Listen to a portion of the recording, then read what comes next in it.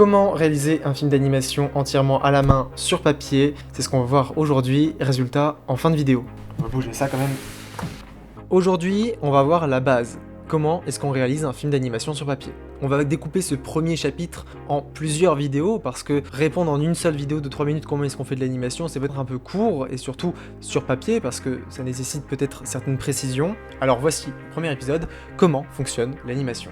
L'animation, c'est tout simplement la succession de plusieurs frames, de plusieurs images qui ont pour but de créer l'illusion du mouvement.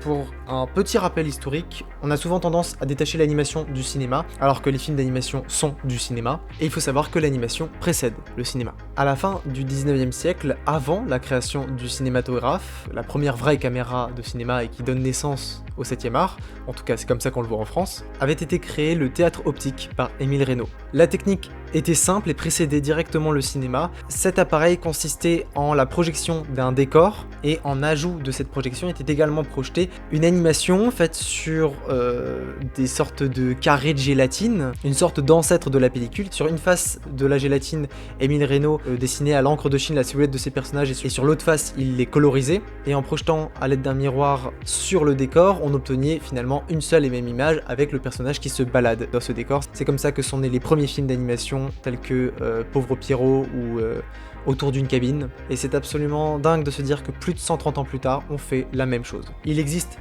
énormément de types d'animation. Personnellement, mon péché mignon, c'est le stop motion. C'est le fait de prendre plusieurs photos et de bouger entre ces photos les objets afin d'obtenir un mouvement en mettant ensuite ce qu'on appelle une séquence d'images. Donc à raison de 24 images par seconde, on obtient une vidéo. Je suis passé par beaucoup de choses, notamment le brick film, et maintenant ça fait quelques temps que je me suis consacré un peu à l'animation pure et dure, en particulier sur papier. En animation, on fait moins d'images par seconde parce que ce serait beaucoup trop long sinon. Moi, pour mon film, j'en suis à 12, parfois moins, parfois plus, ça varie beaucoup, mais 12 est à peu près le nombre d'images que je me suis fixé. Que ce soit en animation papier ou en animation 2D, le principe est le même. L'animation consiste en un changement progressif de position, autrement dit en une décomposition du mouvement. Si je fais ce geste avec mon bras, je vais décomposer mon mouvement en plusieurs images et je vais dessiner ces images. Ensuite, au montage, on assemble les images et on obtient notre animation.